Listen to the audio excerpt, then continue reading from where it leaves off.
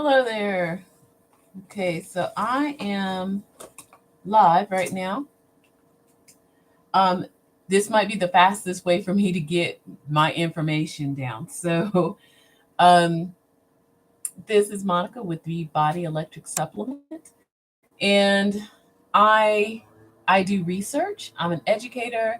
I'm a musician. I'm a life coach. I do a lot of things. So, and a polymath of sorts. So today, and actually the last few days, things have been bubbling up for me. And I think I've had a bit of a breakthrough. I'll just tell you what I've been doing the last week or so. So, doing I teach small children. And I am, like I said, I am also a musician. So I had a show last night. And this morning, I did some journaling and it made me, I guess sometimes when you journal and you do your morning pages, it kind of opens the floodgates for other things to come through, downloads, as they say. So I had been getting information from one of my students, and he is a what we call twice gifted student, and I've been doing my research around being able to help him to achieve his greatest potential.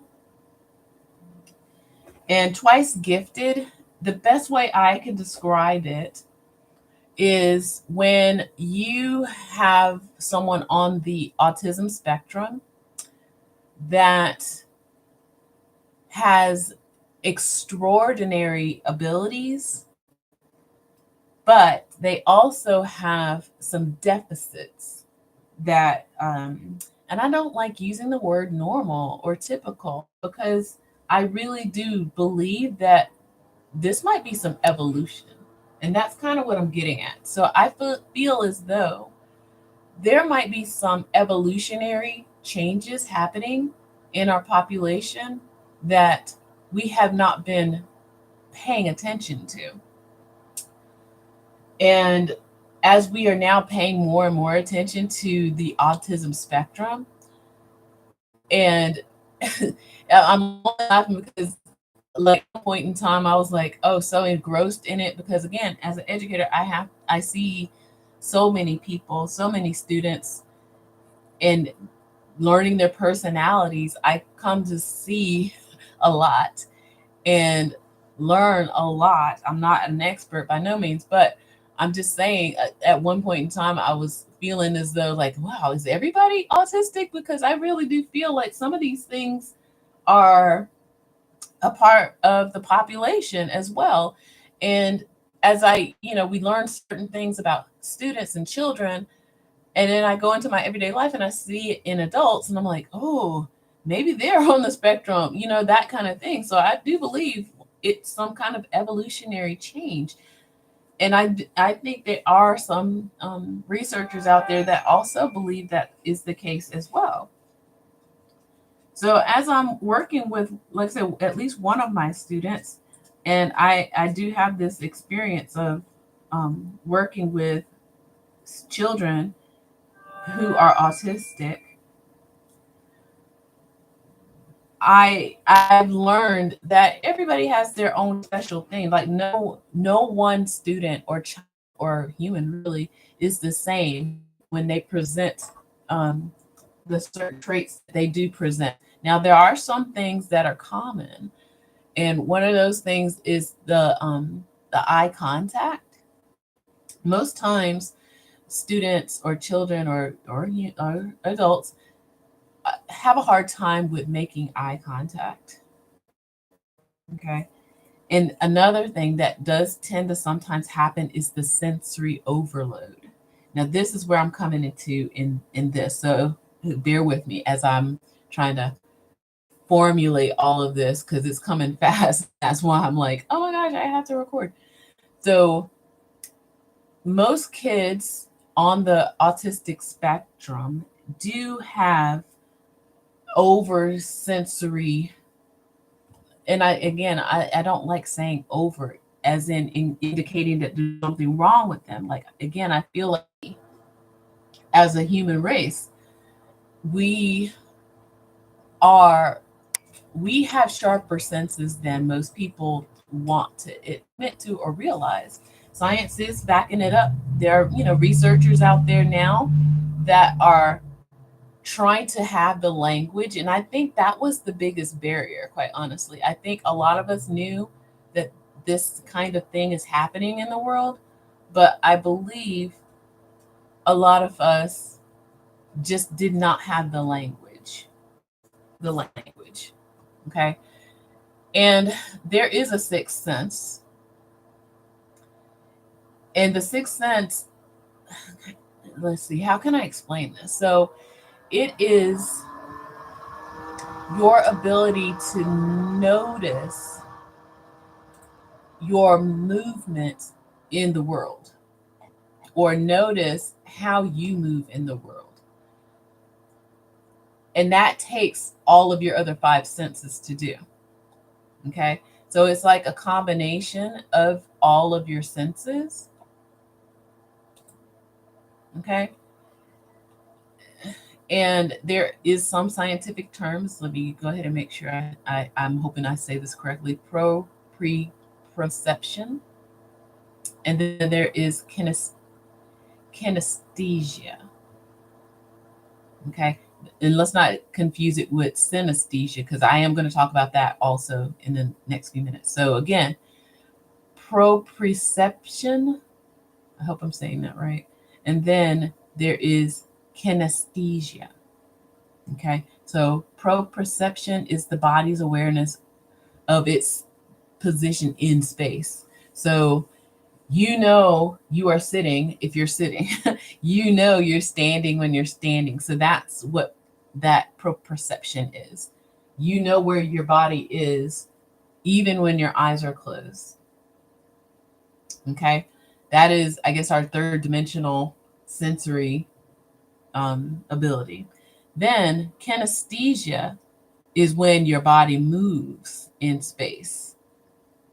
Like even with your eyes closed, the best example I can think of is when you are asked to close your eyes and touch your nose in the doctor's office. That is what that is. So being able to touch your nose with your eyes closed, because you have body awareness. Okay. And I'm actually acting it out right now. My eyes are closed. I'm lifting my arm in the air. I feel the air around my arms. I am moving my arms and shoulders.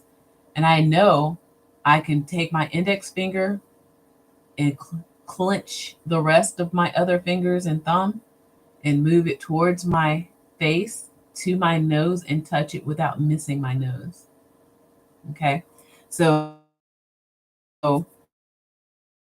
that is, again, using your other senses. Sometimes, like I said, I close my eyes. I of course let go of the sense of sight, but then my sense of touch through my skin is still working, right? So our skin is our largest organ. And I do believe that those things, the proprioception and the kinesthesia, are really the results of what our skin does for us. So that's how we know things are hot or cold. That's how we tend to get like a goosebumps or goose pimples. If watching a movie that's scary, of course your hair is racing, your emotions, your skin is starting to, get the heebie-jeebies, I like to say too. That is when, even if you are, say, a meditator like myself, when you are in your meditative state, you lose your sense of proprioception. Okay? Because you are motionless, hopefully, or you're in a situation where your body does not move or does not need to move. And so you drop the sense, the proprioception sense, because you want really your mind to start working versus noticing what's around you. It's the turning off of the proprioception. And our sixth sense, like I said, is it kind of works in combination. So if your skin is the biggest part of it, or can be the biggest part of it, what about how synesthesia, I believe that's the word, where some people have other senses or other reactions to senses to let's see, I'm trying to again find the right words because it looks like, sorry, really distracted because my cat is having a situation. Hopefully he's okay. So synesthesia is, let me type it in to make sure I'm actually saying it correctly.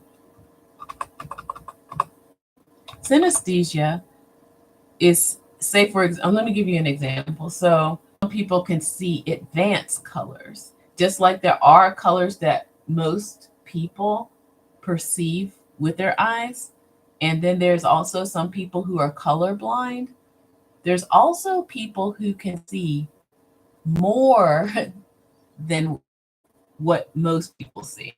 So just like there's blindness, color blindness, quote unquote normal vision, there's that hypervision that is a part of synesthesia. And again, I hope I'm saying this right. I hate not saying things correctly. So yeah, our sixth sense. Okay, we have one. It's there. It has a name. It's also like in the spiritual world, in the wellness world, some people might call it your intuition. Some people might call it the knowing, the vision, those kind of things. So you're kind of turning on and off your skin's ability to notice your spot in the world and turning on other or amplifying, hopefully, your other senses. Some people do it naturally. And I'm just going to confess now because I've been wondering about myself for a long time. I know I have super hearing, and I didn't know I had it until I started teaching. So when I was teaching kindergarten, most kids, these are kids that are 4 and 5, maybe 6 years old, and they really don't have patience. So when they're wanting their teacher's attention, they're all running up to you at once and they're all talking at once. They have completely awareness that there's like 4 or 5 other people having a conversation with you also at the same time, even though they're standing right next to you. Something similar like that happened to me one day in class where I had like probably 2 or 3 students, and it was like a slow buildup. So it's like one student was talking to me, then another student came over and started talking to me, and I was having a conversation with those two. It was 2 separate conversations. I was answering them both, and then there was a third child that came up and started having a conversation. And again, I was able to have, and it wasn't a slow conversation. It wasn't like they were speaking slow or anything, but I was able to understand them and have the conversations. Like 1 or 2 of them were probably talking at the same time. So this is not, they weren't taking turns either. So, so they're talking all at the same time. And I was able to decipher, maybe again, because I'm a musician, I have trained my sense of hearing a little bit keener than most people. So yeah, I was able to like have the conversation with 3 kids. And it wasn't until maybe a day later or so that I realized, like, wait, I just had a conversation with 3 kids at once. And I understood them. And I don't like, is that normal? So sometimes we just don't know until we know. So I hope maybe this will help some people. I want to turn this into a podcast, but I'll leave it up for a little bit. So I purposely did not turn on my camera. So just know that I wanted to get this information out. I am writing a book, and I'm hoping to include a lot of this in. It is basically personal development slash spirituality slash biohacking. So it's all about being a more elevated, evolved human, knowing that we came from one kind of human and how we can evolve or return to certain abilities that we have or had. And I do want to end it with you can train your senses. As I just said, like I'm a musician, so I've been for years teaching myself how to listen more carefully. Okay. So I've been working on other senses. And yeah, the sense of touch has been one of those. As a, like I said, as a meditator, I'm starting to notice how I can turn off the proprioception and turn on other things to gain more knowledge, to tap into your intuition, to have the knowing. Okay. And as I'm learning, and this is like literally coming up in me, like as of today, so I can consider it a download. And I want to iron it out a little more. I want to do some more research on it. And yeah, it's wonderful. It's exciting. And I do want to tell you more about my twice gifted student. I do have a couple of videos of him and me working together. He is very extraordinary. He really is. And so I'm going to leave you with that. I feel like autism is not a deficit. I really do feel it's the inklings of an evolutionary process. And with that, take care.